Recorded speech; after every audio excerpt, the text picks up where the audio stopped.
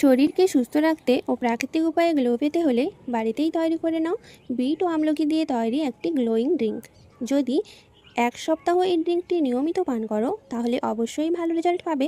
আর যদি কেউ 1 মাস ইউজ করো তাহলে খুবই ভালো রেজাল্ট পাবে তোমরা। আমি এখানে নিজের ইচ্ছে মতো বিট ও আমলকিগুলো নিয়ে ধুয়ে পরিষ্কার করে একটি গ্রেটারের সাহায্যে করে নিয়েছি।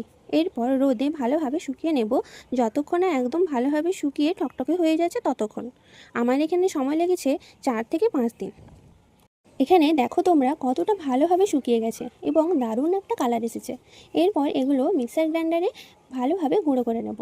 এই গুঁড়োগুলো একটা ভালো এয়ারটাইট কন্টেনারে রেখে দেবো। এটা মিনিমাম 6 মাস পর্যন্ত খুব ভালো থাকবে। প্রতিদিন সকালে হালকা গরম জলের সাথে চিয়া সিডস আর এই পাউডার 1 চামচ গুলে পান করলে শরীর সতেজ থাকবে, ত্বকে প্রাকৃতিক উজ্জ্বলতা আসবে।